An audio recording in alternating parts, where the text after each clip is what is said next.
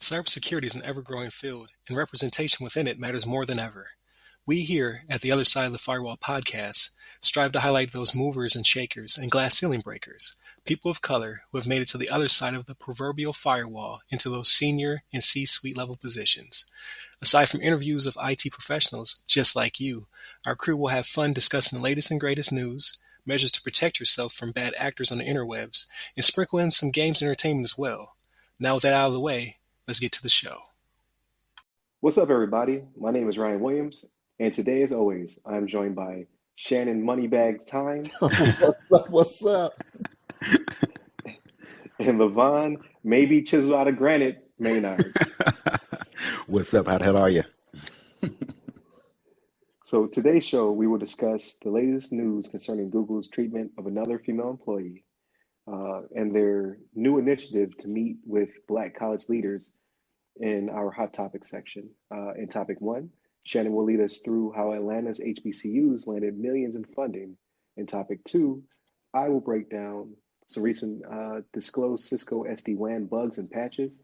And in Topic 3, Levon will take us on a guided tour of Microsoft's Zero Trust methodology. And then all that will be followed by what we've been playing. But first, how about them Bills? Oh. Yeah, you was talking trash. Am I losing connection? Hey, I can't hear nobody. I was. When they gave it to us, I have no excuses. At all. That was a good game. They played well. They outdid us. I can't blame it on the refs. I can't blame it on us. They just gave us the business, man. Congrats. No, I appreciate it. You know, I've been waiting for this since 1995. You ain't had no Super Bowl in the last 5-6 years? Oh, okay. Oh, my bad. Okay. Yeah, man. Like my team has. Oh, all right. Okay, laugh forward till we get that ring on the fluke. On the fluke. They try to turn the lights out on us, man. That's the only way they could beat us, you know. No, we good. We in there. The Bills in there. But how's everybody's week? How you guys been doing this week? Everything's been good. No big issues. Studying? Yeah. No, didn't do it. We might as well just put that in there every week. Right. Do it. But no, I gotta get on it. I gotta get on it. But no, I didn't do any studying. Work was good. Family's good. So no complaints here. Yeah. I'm the same thing too. Not much going on here. Same thing, kind of working hard. Been playing some games here and there, and just hanging out with the family, trying to survive. And obviously, you know, we had a lot of big news the last couple of weeks with the new administration in the office and all that kind of stuff going on. So besides that, just been kicking back, chilling out, and enjoying life. That's what's up. So it's me. I had the most action-packed week. All right. Yeah. That has never happened. What you got going on over there? Yeah. Man, so Monday I started a new job. So I'm an evaluator and inspector. I'm inspecting people. Ooh, so okay. Now I'm less CISP and more PMP in my life for the near future. So I'm pretty excited. Nice. Like my boss already asked me, he was like, you know how Agile works? I want to use that. I was like, man, you have no clue how much I know about Agile. I'm about to school you. That's right. Aside from that, man, Friday I was given the opportunity to get the vaccine. I took it. Nice. It's good. But I didn't change any of my weekend plans. So I woke up, did yoga for the first time, because that was part of the plan, was to get a yoga class on Saturday. And then I helped a coworker move their entire house. So I'm wiped. Wow. Dang. I don't know if it was getting the first dose, or if I just been doing so much this week. I'm wiped out. But I heard you're chiseled out of granite. That's what they say. I'm not. Should be light work for you. What you talking about? I'm not chiseled out of Play-Doh. I had no clue how like it's supposed to be relaxation yoga. I was not relaxed. Every movement was hard. Yeah. I heard that trash. Yeah, right. I heard people do that, like the hot yoga too, where they're like in a Yeah. kind of like a sauna type environment while doing the yoga. It kind of gives you like Yeah. burns more calories and all that kind of stuff. Yeah. I don't That's, need that. Like, I'm yeah. too skinny already. Yeah. I don't need no part of that. Right. Right. But That's all that's good not, though. that's enough about me, right? Let's move into our hot topics. So this week, it was a really good flow, actually. Like the hot topics lead directly into topic one. So off the top, first hot topic is Google targets, and this is the name of the article, by the way. Google targets AI ethics lead Margaret Michelle after firing Timnit Gebru. So in this article, it discusses that the she is the ethical AI team leader, Margaret Meg Mitchells. Her privileges have been revoked, similar to what happened to Dr. Gabriel before she was quote unquote resigned or terminated. Is what actually happened. But in this case, Google says they have receipts for why her account has been suspended. Uh, to give a little backstory, so she's pretty much Dr. Gabriel's right hand before Dr. Gabriel's exit from Google in that department, as well as she's had some words to say about um, is it April Curley, the Yeah. HBCU Yeah. diversity recruiter. She has some words to say about that, and as well as just Google's practices in diversity in general. But a spokesperson from Google stated that our security systems automatically lock an employee's corporate account when they detect that the account is at risk of compromise due to credential problems or when an automated rule involving the handling of sensitive data has been triggered. In this instance, yesterday our system detected that an account had exfiltrated thousands of files and shared them with multiple external accounts. We explained this to the employee earlier today. We are actively investigating um, this matter as part of a standard procedure to gather additional details. So it seems as though they have receipts and they have concerns. Obviously, I can't speculate what was being exfiltrated, if her account had been hacked or if she was sending data to elsewhere.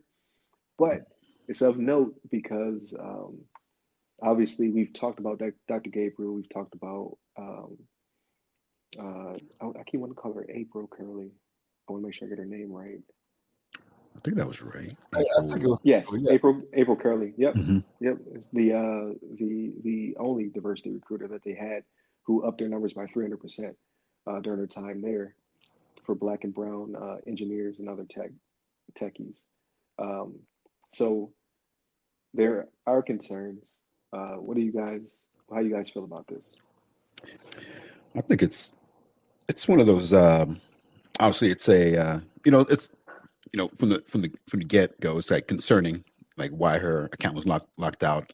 Obviously, this is very uh, similar to the prior the AI researcher that got kind of fired from the company. But they say that, like you said, they have receipts that apparently perhaps she was gathering data, which who knows what these documents could have been. I don't know if it's maybe something to do with her treatment, maybe some emails or some contact communication that she's received that she was concerned about, or maybe she's trying to get some data that she shouldn't have access to and trying to use this data for whatever means to accomplish a goal.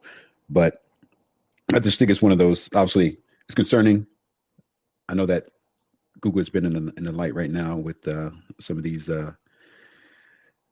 Black employees having issues with their the, the policies and how they're hiring. And I think I read through that article as well that something to the effect that um, they've been avoiding a lot of Black colleges, and that some of their like hiring managers or whatever are kind of ignore some of these big Black colleges because they feel like they don't have enough talent there that can they're not of a high enough level to be able to support their their infrastructure, their technology. They can't. They pretty much don't have the skill set, the computer science skill set to actually handle the job.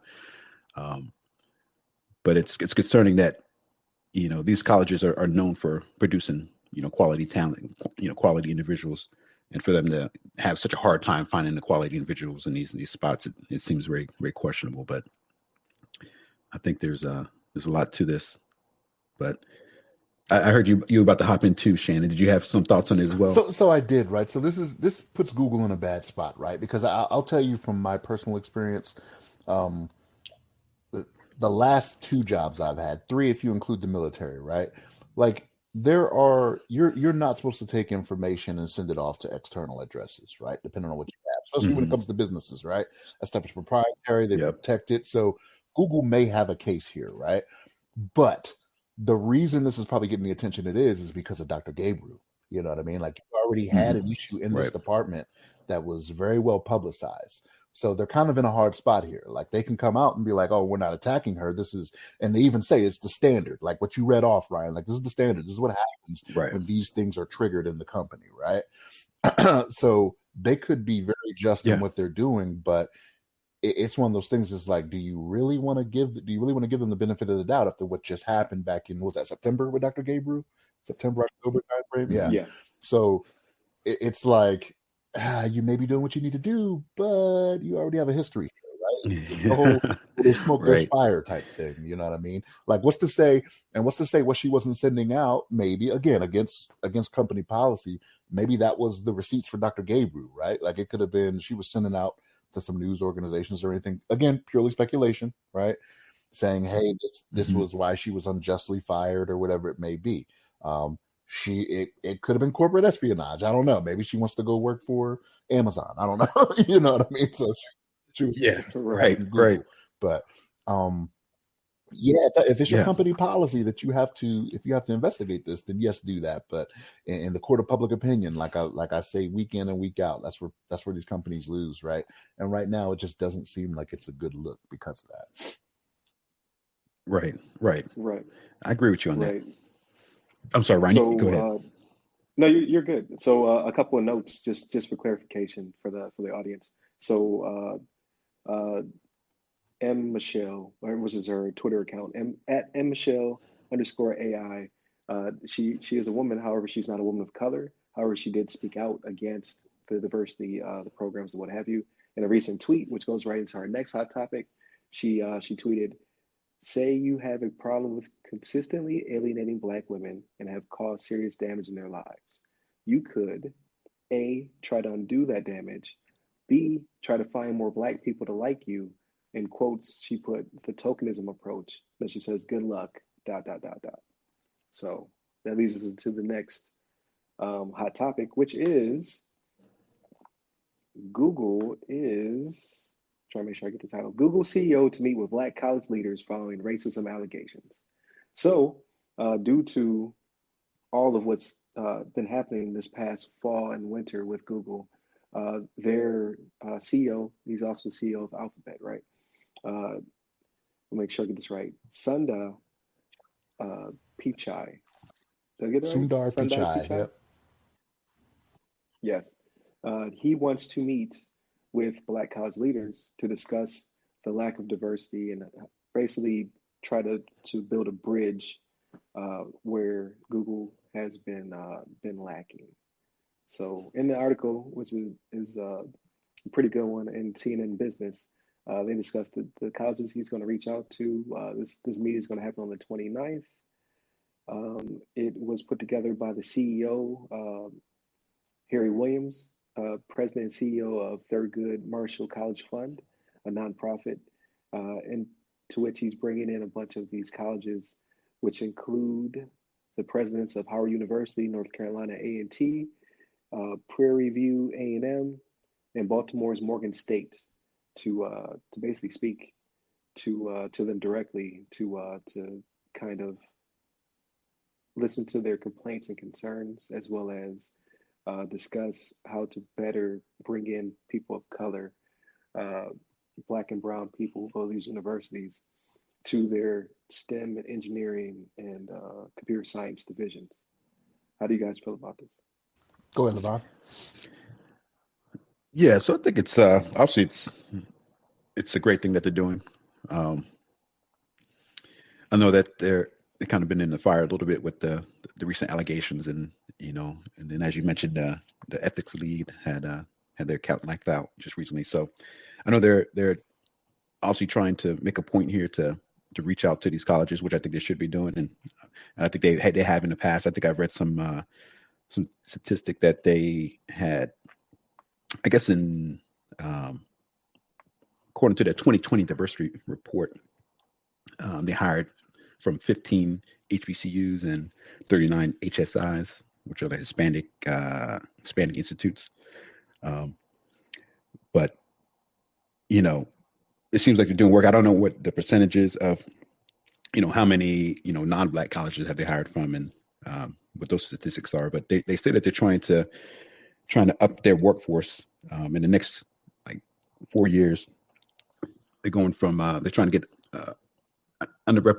increase the underrepresented groups by 30%, because as of right now they have 3.7% of the workforce is black, which is up from 2.4 in 2014. So they're making strides. I mean, at least they're making an effort at the very least. But it definitely seems like there may be some things internal that they need to address and just make sure people are being respected and that their voices are heard. There's a term going around. It's called allyship. Where you just kind of you're looking out for people that may be unrepresented, or people that, whether they're black, whether they're gay, whether they're they're handicapped or some sort, that you're looking out for them and make sure that they feel represented, they feel empowered, and that their voice is heard. So I think it's just important that all companies kind of take note of that and make sure that they're doing the best effort to make sure that internal groups are comfortable with the workplace, and make sure that they're not feeling harassed or mistreated or discounted compared to some of their other coworkers. So that's my thought on that. But what do you think about that, Shannon? So I think it's a good first step for Google, right? With what you mentioned, right? The stuff that they've been going through with Dr. Gabriel, and now the other one, Michelle, that they're going through. It's one of those things where, okay, you have an issue, and I'm not going to say they're doing it for PR, right? It could be something that Sundar Pichai is the CEO, right? You're ultimately responsible for everything. You're ultimately held accountable. But it doesn't mean you know everything that's going on, right? So it's one of those things where now he, being the face, has to go out there and try to make amends for this. Now, for the HBCUs, this can be a little difficult, right? Because for them, they see these. I know they're paying attention to these articles that are coming out about Google being racist and sexist, right? Because the two that they just fired, the two that they had the issues with, were also female, right? Dr. Gabriel and April Curry. So sexism is also another thing that they could be dealing with. But the HBCUs want to hear it from the horse's mouth, right? So for them, it's one of those things where we need to hear from the horse's mouth what's going on, and they don't want to stand in the way of the opportunities for the people that are attending their schools, right? So they can't automatically just say that one of the biggest tech companies out there, right, we're just not going to deal with you anymore, and everybody that decides to come to our school has to deal with that, right? You need to be open to it. You need to sit there and say, okay, let's sit down, figure out what happened, how we can fix it going forward. If it was a mistake, okay, acknowledge it. Let's put these things in place to make this better going forward. So I think it's good for Google, right, to take this step, and I think it's good for the HBCUs. So I like it. Mm-hmm. Yeah, I'm right there with you. Yeah, definitely. I think even. I'm sorry, I didn't mean to cut you off, Ryan. No, you're good. Go ahead. No, I'm just gonna kind of just reiterate and just kind of agree with what Shan was saying, that just it's a great first step. I mean, at the very least, it's showing some initiative. He's the head of Google. He has to make a appearance to at least at the very least seeing that he's trying to address these concerns. And I guess we have to see what comes of it, because it seems like it may not just be Google's relationship per se with these colleges, but it may be something to do with maybe some of the hiring practices internally, and some of the maybe some of the workforce that has certain mindset that may need to be addressed with maybe some training and things of that nature. That's all I have to say about that. Sorry, Ryan. No, you're good. That's perfect. That's perfect. I was going to go probably in that same direction. Yeah. But I think you wrapped it up pretty nicely. They have some internal issues. So hopefully he's going to let these presidents of these universities know that it's something they're working on, especially in 2021. But I think that really does flow really well into topic one for All Shane. right. So this is actually from bizjournals.com, right? And it's how Atlanta's historically black colleges and universities landed millions from Apple and Southern Company. This is awesome, right? So, like, this is the type of stuff we've been talking about how these HBCUs, they may not have the funding, to do different things and whatnot. And here swoops in Apple, one of the bigger technology companies. And the Southern Company, actually, I had to look them up. They're actually a power company that does a lot of business down in the South, right? So what they're doing now, okay, is they are donating. So from Apple and from Southern Company, each are donating $25 million to build what's called the Propel Center, which is a technology and innovation hub for students at historically black colleges and universities. So for HBCUs, they're going to base it out of Atlanta University Center. And this is the largest consortium of HBCUs that includes Clark Atlanta University, Morehouse College, Morehouse School of Medicine, and Spelman College. So this right here will be nearly 8,000 students that are enrolled at this complex, which is awesome, right? And so before this article, so as I was looking a little bit into this, right? So Southern Company had actually been on this train starting in January of 2020, which I didn't even realize. It just slipped under the radar. But they announced that they were going to invest $50 million to different HBCUs with scholarships, leadership development, and access to technology, right? So these guys, the Southern Company, they do their business in Alabama, Mississippi, Georgia, North Carolina, Tennessee, and Virginia, right? So this is a lot of money going to a good cause that we've been talking about, and we've been trying to get out there to say to these companies, hey, there is talent there. Like you mentioned in the earlier article, Levon, there's talent at these places, right? You just need to go out there and you need to find it. And this is making it a lot easier, right? I don't know if I mentioned it I don't know if we mentioned it off the podcast or if I mentioned it on the podcast, like the movie Hidden Figures, right? They filmed that HBCU. Like they're trying to get the look of the 60s, and the way that these HBCUs look now is it looks like something from 50, 60 years ago. You know what I mean? They don't have funding for infrastructure and things of that nature, right? So this helps with, like, they're talking about building a center where you can get 8,000 students enrolled to try to get out there, so you can go to your Microsoft, your Google, your Amazon, your Apple, you know what I mean? These big tech companies that are out there. This really is it's a good thing. And it's they're going to start this. I want to say they're going to start funding for this. I think it's this coming school year. So fall of 2021, I think, is when they're going to start doing this. And yeah, this is an awesome thing, man. I really love reading this story. What about you, Bob? Yeah, I'm right there with you. I think this is a great thing. Obviously, it's investing in HBCUs is obviously going to be a great thing. You can't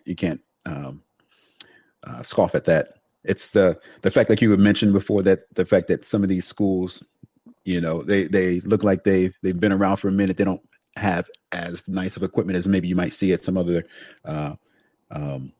MIT or some other places that have like really high tech, sophisticated campuses with, state of the art type, equipment. So I think that's great that they're investing millions of dollars into this university, and the fact that they're bringing it up and help support the young up and comers, make sure they have all the equipment they need to get educated, and kind of circling back to the previous article about the concern from some of the people that work for Google's hiring department, that they felt like some of these colleges weren't producing enough or qualified candidates.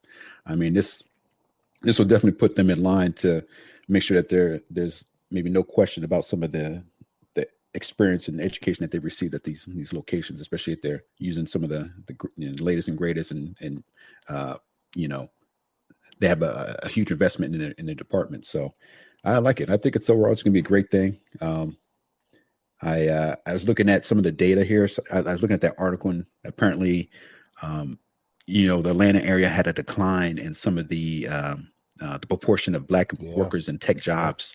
Kind of declined from 27% to 25% in 2016. So about within a 6-year period. So it dropped a little bit, but I think things like this, investing in Atlanta is obviously a big Black population.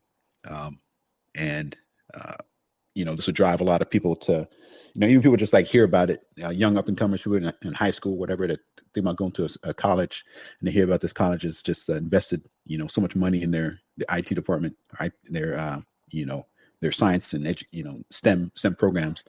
They're going to be more likely to want to hop on board and try it out, and see what they can learn from the campus's new accommodations. So, you have some thoughts on it too, Ryan?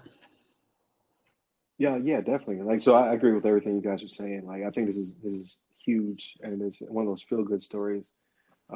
So I like definitely to have more of these for 2021.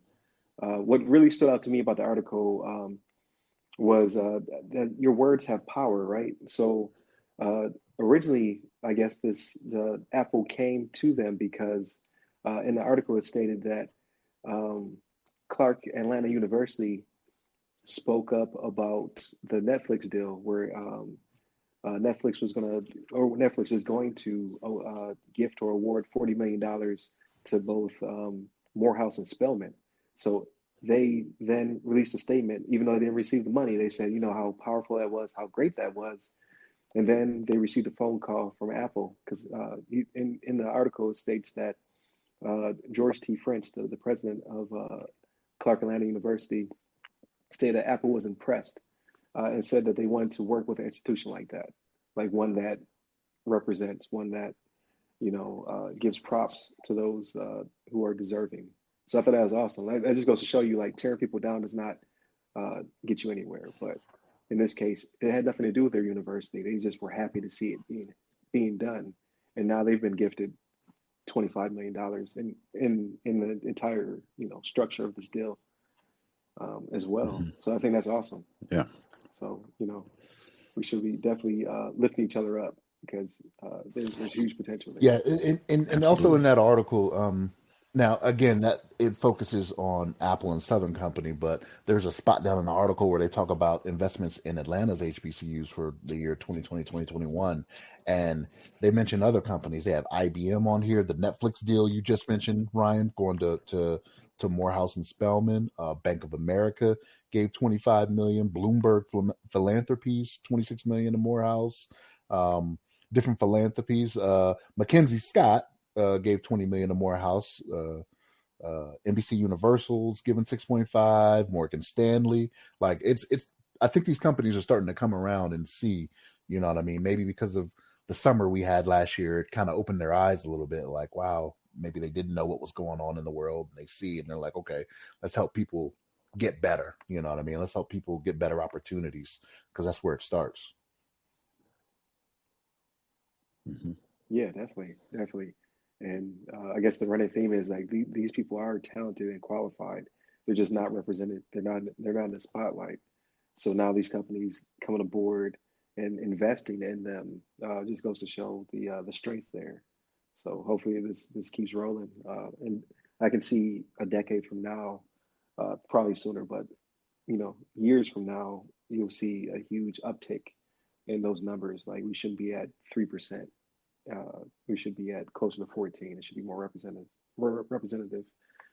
in my personal opinion. Yeah, without a doubt. But yeah. Yeah. So all that synergy is now gone. So topic 2 has no segue. That's okay.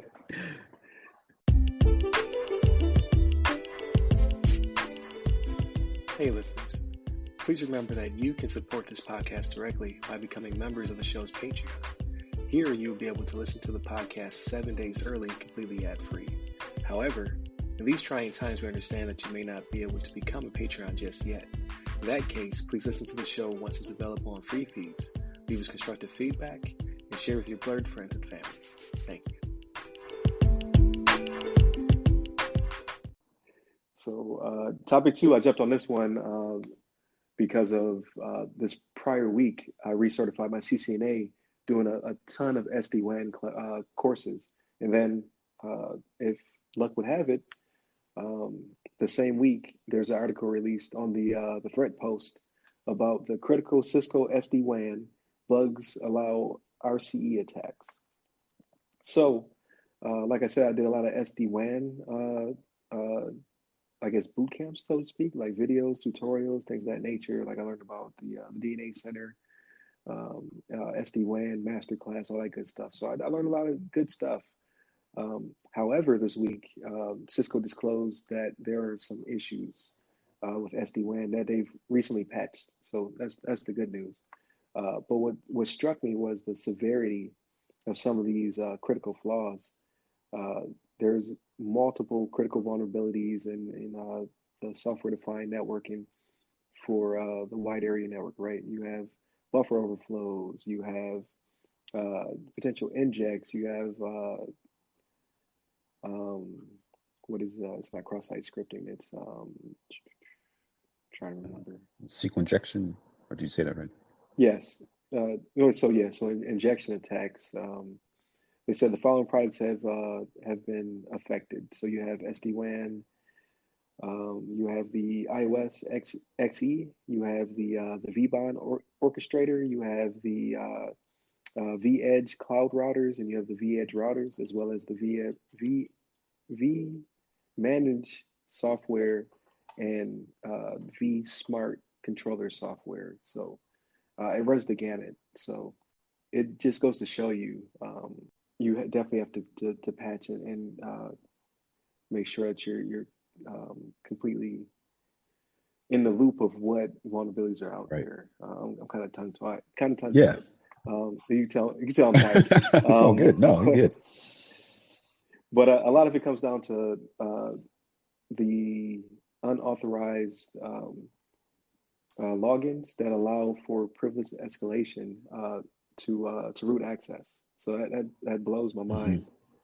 That's such a vulnerability, because like back when I was doing switching and routing, like back in the Stone Age, right? It was all about your TACACS and your radius type protection. So I needed the username and password that was like 8,000 characters long to ensure that no one could get into the account and have admin type access. Right. But due to Cisco's movement towards a more software based platform, now you're starting to see injection attacks. You're starting to see unauthorized accounts with root level access. So there's some growing pains there. They also said that there was a critical flaw in the DNA Center. So the DNA Center is like the monitoring and automation and insurance platform for all their SD-WAN stuff. So just take all of the normal infrastructure you would normally see, the switches and routers and what have you, and all the stuff is folded into software, and the only appliance that's really there is the DNA Center, and even that can be hacked. So it's pretty crazy. So lots of patches are being pushed out. Cisco says they don't believe there are any specific threat vulnerabilities because of this. That's why they disclosed it shortly after patching it. But they just want everybody to be aware that there were some critical flaws. And we need to be on the lookout. So what do you guys think? Yeah, it's like it seems like I don't know what much more that could be said besides the just the fact that these are kind of things that happen, and with all like technologies and software is bound to be vulnerabilities that are found that people just not aware of. The developer of the software, maybe missed something, or it's just something that over time kind of produced itself or revealed itself as a vulnerability within the software. And other companies have to do their best to try to keep their stuff patched up and make sure it's working. I mean, we did have a situation with the SolarWinds attack that it ended up being the patch itself that seemed to cause a little bit of a compromise. But generally speaking, I'm sure like 99.99% of the patches out there are safe, and they do the work that's intended of further securing or making the software more functional than it was before. So it's just one of those things that Cisco came across a situation that they identified that something wasn't patched properly, or something needed to be exploit needed to be patched, and they went through the efforts to identify that and kind of resolve it. And obviously, it's hopeful that there's nobody that was deeply impacted by the vulnerability, like some other big companies or anything like that. They may have had like Cisco equipment that was on on the WAN or whatever that was connected to from some malicious perpetrator that tried to use this exploit to try to get inside the network. But hopefully, those companies were quick on patching when Cisco did release the update and took care of that. But I'm not sure much more I could say about that. So Did you have any opinion on that, Ryan, Shannon? when you sent this out, right, I started to think. I was like, man, we can't go a week without something like this popping up, right? And I started to think about it, and I was like, okay, well, maybe these companies just aren't being careful now, right? And I had to sit back and think on this, and I was like, well, no, I don't think that's the case, right? These companies are investing the money to have their products tested, right? We know they are. They have the people out there that do these things. Mm-hmm. But what you have to think about is that, and Ryan, you said this before, right? Like idle hands are the devil's work, right? So even though a company like Cisco has teams of people that are testing this stuff before it goes out, you got to remember they're a company, right? They're in it to make money. Like they could have these teams of people working on this stuff for 5 years, but if it's not released, it's not making them any money. They can't pay these people, So there comes a line. There has to be a chalk line somewhere you snap to say, okay, we've done enough. We think it's good. Let's release, right? Now, again, they may have they have these teams, right? It could be a team of 20, 30, 40, 50 people. But when you release these products out into the wild, think about how many people are out there. Again, idle hands are the devil's do the devil's work, right? So they're out there just trying to find stuff. Now you got your white hats, your black hats, some gray hats in there too, right? but you got people out there that just they have the time to do these things and they have nothing better to do, right? Especially in the days of COVID, right? We know they're just sitting out there trying to find stuff to do, and then this stuff pops up. So, I mean, I want to be a little bit more lenient with these companies because I understand what they're out there for, right? This is capitalism. You got to make money, right?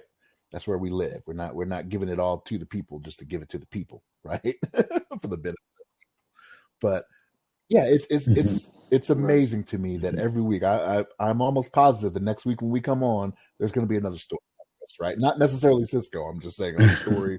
There'll be another hack. There'll be some other vulnerability, some other 0 day out there or whatever it may be. But I know how this is going to sound, right? Like I'm not a shill for management, I don't think, but I kind of feel bad for these companies because they're put in a bad spot. Like, yes, they are doing their due diligence, they're exercising due care, but it's one of those things that I don't think there's ever any getting around it. You know what I mean? If you ever want to be a business that makes money, that's constantly releasing bigger and better products to stay ahead. Right. So, and I agree with the majority of what you said. Like, it's just it's the way it is. You have millions of people out there who potentially put their hands on it and exploit it. It's just once it gets out to the world, you don't know what exactly is going to happen to it. However, I do believe that when it comes to secure software development, the onus is obviously on the corporation, and this is a lot of I shouldn't say basic because to exploit it is not basic at all, but in practice, input validation, as well as designing your buffers to not have buffer flow flaws, it should be baked into the development of software. People will still exploit it; it'll still happen, but it seems like their whole suite was vulnerable. Um, at least from the products that I know. Like I didn't do any training with the vBond orchestrator or the vEdge cloud routers, but the vEdge routers as well as the DNA center. I've learned how to install and set up, and you would hope that the team would make sure that they have proper input validation and things of that nature baked in. But like you said, like idle hands, man. What is it? Idle hands are the devil's playground, or tools of the devil. Like people will figure it out. It seems like this is because it's so many different licensed products that there's a systemic issue there. But we'll see. Like these are the ones they disclose. Like what else is out there? We have no clue, right? Until either they disclose it or somebody discloses it for them. As of right now, get your patches because That's right. If if you upgraded to the latest and best from Cisco, you definitely need to patch it ASAP. Right. Mm-hmm. But awkward segue. Speaking of corporations and security, I'll leave it to Levon for topic. Yeah, right on. So yeah, topic 3. I was gonna kind of just briefly kind of walk you guys through, or just to kind of explain some of the information I actually picked up from this article on the ZDNet.com by Liam Tung. It was pretty much the article, Microsoft, how Zero Trust can protect against sophisticated hacking attacks. And so in this article, essentially just goes through some of the kind of recommendations from Microsoft in regards to how to protect yourself from attacks, how companies may want to evaluate themselves to prevent from some of these future, kind of like we had with the SolarWinds attack. So in the article, it discussed the zero trust mentality, which is essentially everything in your network, you have to deem it as unsafe. You have to imagine that there's somebody's already compromised that device. Don't think that, something's internal to my network, it must be safe. I've already, it's inside, so nobody can touch it. So you have to assume that everything already been compromised, so that you can kind of understand that and evaluate, as well as you can kind of compartmentalize your infrastructure, so that you don't have everything able to touch everything. There should be certain sects of network segmentation within your environment that kind of cuts things off. But one of the big points, and there's a Microsoft Director of Identity Security, Alex Wernert. He was discussing that the 3 main attack vectors are compromised user accounts, are comprised vendor accounts, or compromised vendor software. So those are oftentimes the methods of attack, the vectors of attack, and a lot of that can be resolved with implementing an MFA solution, something that can actually prevent people from just gaining access to the account with a simple username and password and just get into it. Or once they compromise it, that they can't. So essentially, you want to prevent people from just using username and password, just get to the account, and then from there, kind of branching off to other accounts, or especially if they get access to a high level account, which I believe was a part of the reason why what made the whole SolarWinds attack so impactful, is that they got access to a high level account within the premises, and they were able to use that to actually kind of access a lot of the other equipment within the network. But simple MFA solution would actually prevent that. Microsoft said that they found that 99.9% of compromised accounts don't use MFA. So that's kind of a pretty telling statistic. I mean, that means that maybe 0.1% of accounts that are compromised were actually using MFA. So it kind of goes to show that, perhaps this is a good way forward to kind of help, solidify and protect your network, that you have something in place to prevent people from just easily accessing your credentials and your account. And similar to what I said before, with kind of limiting the reach of your accounts and your applications, so that one account doesn't have access to every system in the network that it has, that you're kind of limiting the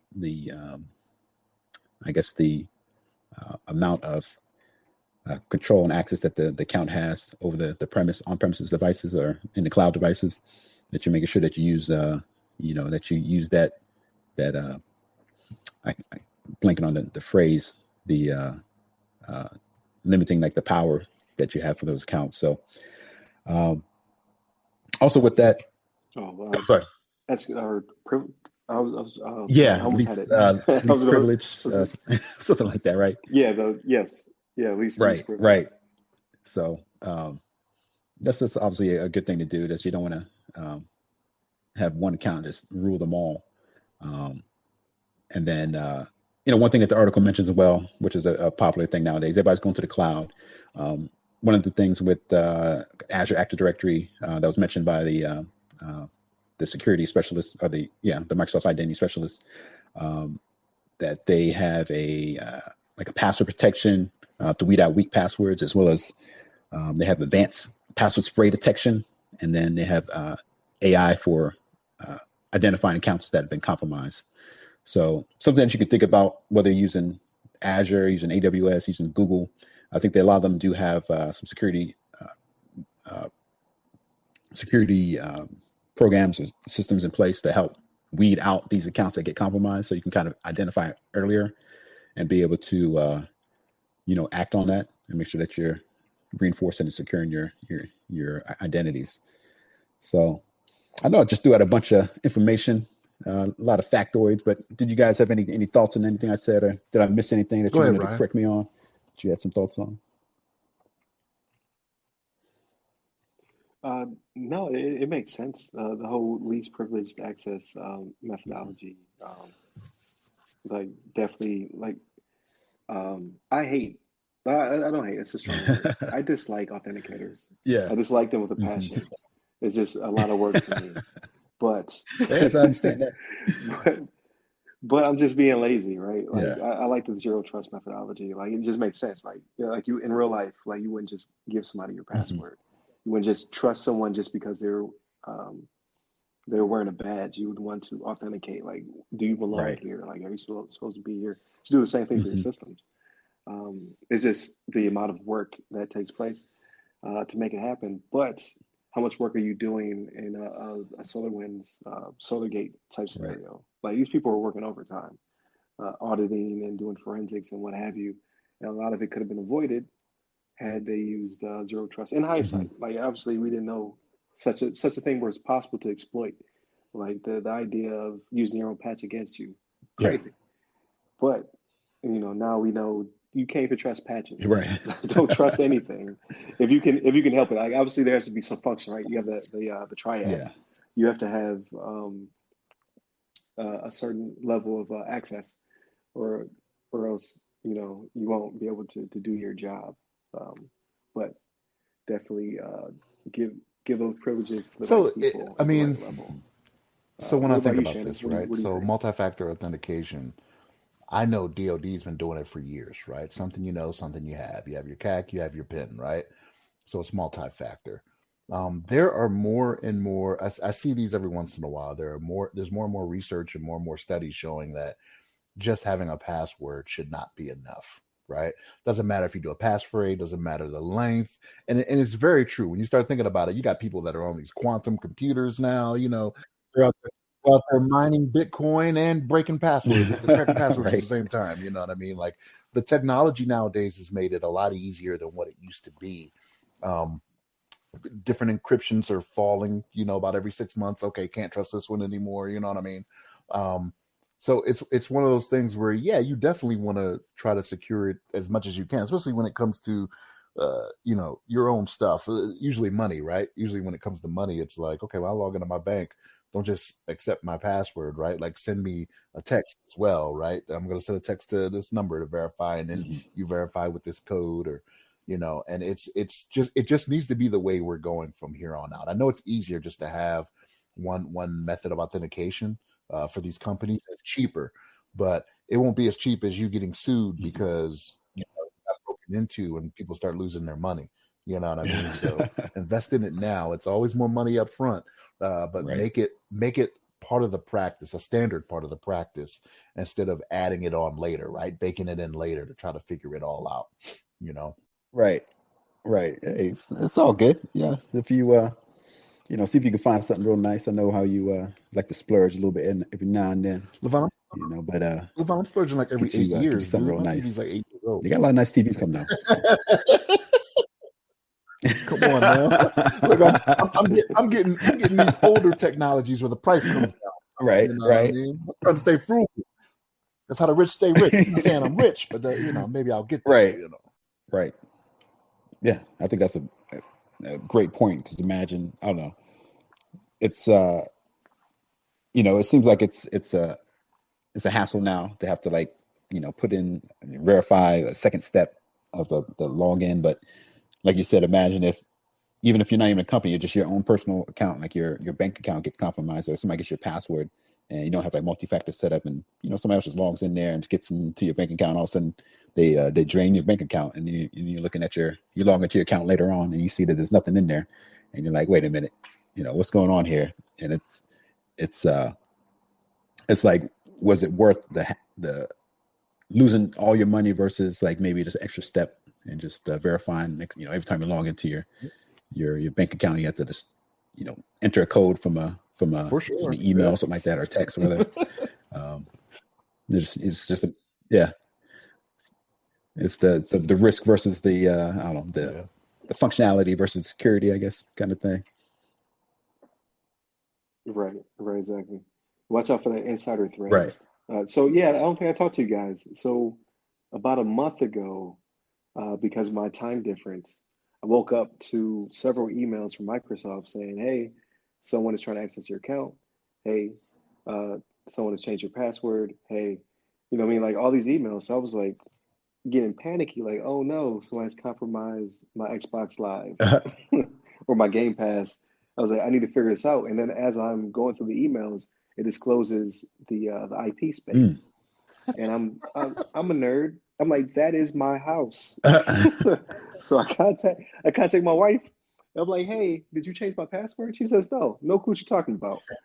So lo and behold, it was Junior. Junior was unable to. He was trying to get some DLC from 2K, and they sent it to my email, and he had shoulder surfed me enough to where he knew my password and logged in.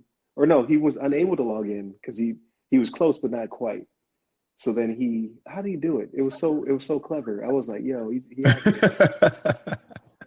he used my username from Xbox Live, and then he tried to log into my email and he couldn't. So then he sent himself a reset, and he was able to get the reset from another email account that I had. Yeah. Like, how you set up a secondary email account and phone number? Yeah. So the secondary email account was on the Mac. So he logged into there, reset the password, and then I had to ask him for my own password. Oh man. He was like, I didn't want to bother you because I knew you were sleeping. Right. I was right. Like, I appreciate that, but shoot me a text. Like, I'm over here in forensic mode trying to figure out who hacked my account. Right. I was like, well, that's clever. And he's the insider threat. Like, he got me. I think they mean it differently there, but Zero trust. But I think I'm going to ask every time I log into PlayStation now, when I see you're on, I'm going to send a message, be like, hey, who is this? Is this Ryan? Who's this? Yeah. That's never me. That's never me, by the way. I was going to say that all those accounts belong to Junior now. Right. Yeah, I'm glad you mentioned that too, because it actually reminded me too that I actually got some alert that somebody was trying to like log into my Hotmail, and but I have 2-factor set up on it, and it just showed like some bad password attempts, some random like IP addresses like that aren't at my house, and so it's like for whatever reason they targeted my account. Maybe it's compromised with some, sometimes locations of businesses, whatever they have, like they get compromised, like we've talked about before, and a bunch of accounts will be like kind of thrown on the web, or like added to like the dark web like database, because they have all these emails and may have passwords associated with them. So it seems like somebody was trying to get to my account for whatever reason, and but I had 2-factor set up on it, so they couldn't get any further, and plus they had bad password attempts anyway. But it just goes to show that you got to be aware of people might have access to your account. You got to assume that somebody has your password, and if they get your password, they're gonna get right into your account easily. Especially if you're using some random website somewhere that you have some, I don't know, you go to some off the wall website that you're not really familiar with, but you set it up like a username and password and all this kind of stuff, and use the same password for every account. And then they're going to see, oh, there's an email account here. Let me go ahead and try to use that same password to use for this website for their email account. And oh, it's the same password. Let me just get right in there and do whatever I want. You know what, so I like to kind of think of those things. I like to think this podcast has become so popular that you've become a target because of all your wings in your house, your next gen consoles, your new TVs. Right. So we're getting a fan base and it's getting out there that, hey, LeBron might be somebody I want to. This is the whale I want to target right here. I'm trying to get in. That's what I like to think. No, I don't. So what the audience doesn't know is that prior to this podcast, that we were just talking about how you're about to get 5 or 6 TVs added to your house and various different wings. Getting ready for the Super Bowl. Don't hack me. Don't hack me. Yeah, don't hack me. We don't want the audience to know that. Don't hack Shannon now. Leave him out of this. Yeah, I think so. I think that's the natural segue into what we've been playing, which is turned into what we've been buying, what we've been watching. Right. What have we been doing? So I ain't even got it yet. Like money bags. You're buying TVs. Right. I'm looking like it's in the plans. You know what I mean? But I ain't got nothing yet. I don't know. Exactly. That's right. That's what Warren Buffett does. No, I'm joking. Trying to mimic. Yeah. But that's what's up, man. Good luck on your TV shopping and what have you. So you can hopefully while you're out there, you can find a next gen system, so it could be like Levon. That's right. No, I just got to find it. It's got to. I don't know. You got to be lucky. Got to avoid those bots. Yeah, I was super discouraged. I saw that GameStop and Walmart were restocking. I didn't even try. Yeah, I was like, no. I'll just like one day I'm going to go into the store and it's going to be there. I'm like, okay, because I still got the money. I ain't spend it, so whenever I see it is when I get it. You have a TV to handle it. You're one of those audio and video files where it needs to be to the uppermost extent of whatever you have. That's what it is, Brian. That's the only extent. That's it. Like I didn't. But it's like it would be like buying a 4K Blu-ray player and putting on a black and white TV. Turn knobs, right? That's not the. Why would I do such a thing? Why would I do that? Right. I need everything to be on the same level, sir. All right. But what I've been playing a lot of the Last of Us Part 2. Not this week because I was so busy, but last weekend I got to about halfway. It's taking me forever because I'm finding every little note, every little supply. Right. I'm like, I'm probably not gonna ever play this again, so let me get everything out of it. Like I've probably been playing for like 20 hours. Dang. I'm only like halfway done. Dang, that's good. Yeah, it's a little bit longer than I thought of a game. Like they have like a lot into it. They put a lot into it, and it's very like I don't know. Even towards the end when I thought it was over, it's like, oh, they still got like a whole nother like scene. I gotta figure out and do some other extra stuff. Right. So it's right. Not to spoil it for anybody in the audience, but I am controlling a character that is super deep. Right. If you know what I mean. I was like, what is going on during the apocalypse? Right. You are diesel. Getting swole. You gotta imagine that during like the apocalypse like that, or the you gotta make sure that you're in shape. You can battle these zombies. You can't be some like frail, weak person walking around trying to like run and like fight these freaking zombies. Yeah, but you'd be skinny swole. You would like this person is obviously right. Yeah, you're right. You know what I mean? Like where you find this right? Like where you get this? Right. Man, this person is ripped. I'm like, that's what's up. Welcome to the apocalypse. Right. But I haven't really watched anything, to be honest with you. Like none of that. You guys play or watch anything of interest? I've been sticking around with the still playing some Breath of the Wild. I think I don't know if since the last time I was on the call, I think I was at 2 Divine Beasts. I got the 3rd one finished. I'm on like the 4th Divine Beast before I go battle Ganon. Okay. But besides that, I've just been chilling out. I've been watching this anime called The Great Pretender, which is it's on Netflix. Oh, okay. Yeah, it's pretty good so far. I watched like the first 6 or 7 episodes, I think. But it's essentially it's about these guys that are are pretty much con artists, and they're going around like conning people and finding different ways to get money out of them. They get this big scheme to con this like mafia drug dealer type dude with a bunch of money, and end up getting like some millions of dollars out of him. But it's pretty interesting. It's pretty cool how they a cool premise. I haven't seen like an anime like this, but it's been pretty good so far. So I have to see how it continues. Um, yeah. Besides, I've been watching the new WandaVision on Disney Plus. We got the That's Oh, pretty how's good. that? It's definitely very like it's pretty cool how they're doing it. It's very I don't know, kind of keeps you guessing. It's like they are making it very um, I don't know how to describe it. It's very vague and like it's kind of slowly revealing what's going on because I'll give this much that it's set like in a kind of like the past or like it's almost like they're doing a sitcom like a um, maybe like a I Love Lucy or Brady Bunch type thing, and like you hear like this audience laughing in Right. the background while they're doing things, and then it slowly kind of reveal that they're not in this area that they're supposed to be in. It's like some sort of illusion or something, but you're not really sure. But it's kind of like a very very cool premise they put together. I think the guy saw on what is it like Rotten Tomatoes or something like that they got like really good reviews. I think people are You really know what's enjoying it, crazy is including myself, I saw me and the that wife. too. Like Rotten Tomatoes said it was So like the highest yeah. rated Marvel thing that they have out right now. But I read the reviews on it, and what kind of struck me was that the reviewers are saying a lot of it's different, and Marvel took a big swing. And I'm like, I don't know. I don't know if I like that.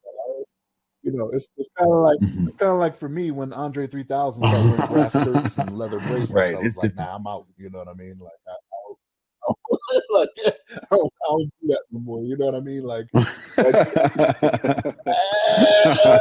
see, look, But this is where I'm in the minority, Right. right? Like but you when got they the did love below. You was got it the love Speaker below out Box of it, Right. and Love Below? I was Right. like, that might be the beginning of the end right there. Yep.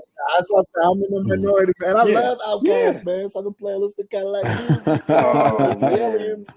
I was on board, and like I said, man, I don't know. He kind of went crazy. I think it's an Erica Badu thing. Like everything she touches, like you just lose it. But yeah, man, I don't know. Common would do the same thing. You remember that, right? Yeah, man. But no, Yeah.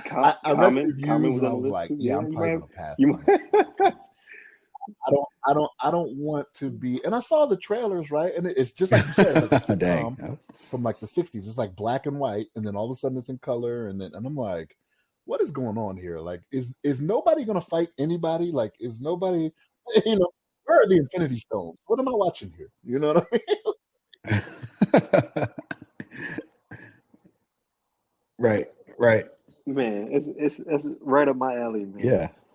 Like I'm there for it, but I have to wait till it's all done. Netflix is spoiled. I can't Yeah. watch One something episode at a time. week Yeah. week to week. No, like that's for Right. peasants. All right, give me all the Right. episodes one Right. time. I could feel you on that too. What are we waiting for? Right. I already paid you. Just give me all the Right. content. They want to make sure you stay paying Yeah, though.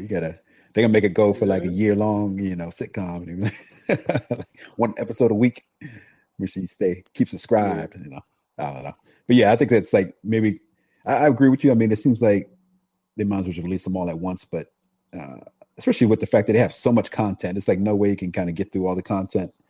Uh, they might as well just throw it out there and let people, enjoy it, and everybody be talking about it, and everybody, subscribe and watch the series. But it's I think it's all about kind of giving you a little bit, kind of keep you on the I don't know, the fishing line or whatever you call it, just kind of like keep you interested and keep you coming back for more. But yeah.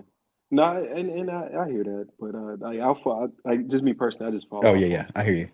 you. Like I used to be a big Agents of Shield guy. I made it like maybe to the third season, and I was like, I just can't. I made it to the Captain America Mm, crossover, like the Winter Soldier crossover. I was like, man, this is crazy. And I finished the rest of that season, whatever season that was, Yeah. and then I was like, all right, uh, I'm done. yeah, Like give me all the content. at one time. Let me just binge that Right. joint. Right. So that's what's up. Aside from, oh yeah, I forgot. I did start an anime since you brought it up. Kimi Su no Yaiba, I believe is how you pronounce it. Demon Hmm. Slayer. Finally came to Netflix, so I've been watching that. But I've been cheating. I've been watching it. I've been listening to it in English, Oh, which is I know ew. oh Ugh. it's What the heck? it's only only because I've been doing work while listening to it, and I can't do subbed and do work at Mm, the same time. mm. Obviously, I can't How dare concentrate on you? both. I don't my vocabulary is not strong enough for that. How dare you? It was to it in English. It sounds I can say there's only been like a couple animes I've enjoyed in English that I think are probably better than English. It was like Cowboy Bebop. Um, yeah, I yeah, I think agree. I agree with that Cowboy one was really Bebop. good. Uh, DBZ. I can't listen to DBZ. No. And it because all of the characters like just the screams are just so annoying. Right. And all they do is scream. All they do is Yeah. scream. So I'm like, I Yeah. can't do this. Uh, and High School of the Dead. I can't find that one anywhere anymore, but they did one season of that. That was a really good Yeah. anime. But I listened to the dubbed. Or I'm sorry, I listened to the subbed, and then the dub was actually just as funny and just as Hmm. good. Dang. Yeah, I was like, all right. Well, they pulled it. They pulled it Yeah. from everywhere. Yeah. Yeah. I'm all about that. I try to avoid a lot of the English when I can, but sometimes they do a good job. I know it's been a couple others I can't think of right at the top of my head, but there's been a few that I think, oh man, this is really good. Um, crew that they put together for No, like, this dub. Right. no, But like my older two. I'm not a Shannon's over yeah, there big it's like, like I fan. don't know what Like you're I've talking about seen right now. Dragon Ball Z, I've seen Cowboy Bebop, but like my older two children are really into it. Right, like I walk into a room and they're just like they're on it to where I'm like, man, what is this? You know what I mean? Yeah, I'm like, what? Oh, this is was it High School Academia or whatever? And this is yeah, there you go, yeah. And then Yeah, okay, some other yeah, stuff My I Hero just never Academia. heard of, and I'm like, man, okay, you know. And I just recently got HBO Max, so I know they got a lot of animes on there. Like when I browse through there, they got the was it Crunchyroll that's got a lot of stuff on it. And yeah. I'm like, wow, they got a lot of animes on here. Mhm. So yeah, and it's only a matter of time before Studio my children Ghibli are as well. taking over my TV. You know, Right? oh, you got a TV, Dad. This is great for anime. Oh no. Y'all got TVs. Y'all go Right. take it over there.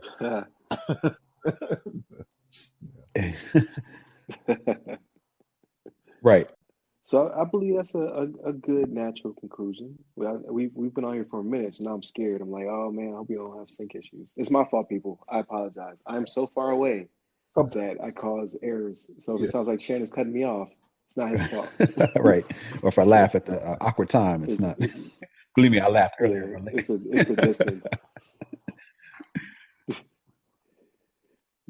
But thank you very much, guys, for joining me like you do every week. I do greatly appreciate it. Take time out of your busy work schedules.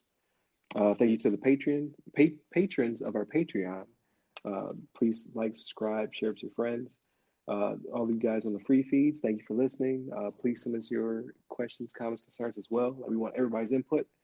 We saw that the audience is growing, but they're not saying anything. I need words so I can do a better job at things. Please remember you can reach us at the website www.theothersideofthefirewall.com. Our Patreon, which is the other side of the firewall. Twitter, we're at on_firewall. That's at on_firewall. Facebook, we have a Facebook page, the other side of the firewall, as well as the Facebook group, which is also growing. It's a private group only because I stole it. I stole another private group and changed the name.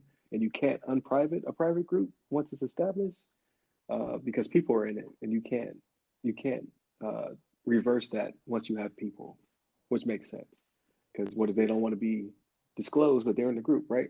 So if you answer the questions, and then I will approve you, and you're in there. Then we have the Instagram, which is the other side of the FW.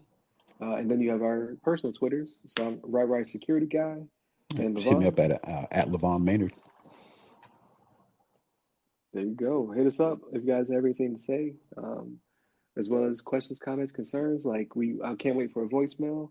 And then interviews are inbound, people. So we'll have some interviews in the hopefully the not too distant future. Yeah, So, I want everybody to be safe. After I get off of here, it's time to buy a TV. So. No, it's been. No. You're making me a target, Lamont. He means like 5 or 6 TVs. as we've been doing to you for the last several weeks, right?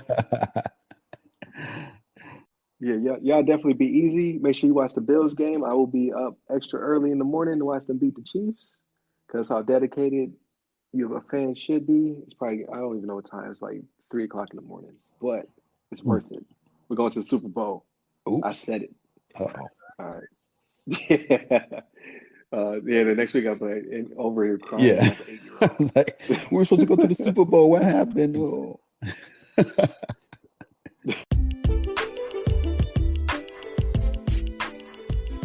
Hey listeners, please remember that you can support this podcast directly by becoming members of the show's Patreon. Here you will be able to listen to the podcast 7 days early, completely ad-free. However, in these trying times, we understand that you may not be able to become a Patreon just yet. In that case, please listen to the show once it's available on free feeds, leave us constructive feedback, and share with your blurred friends and family. Thank you.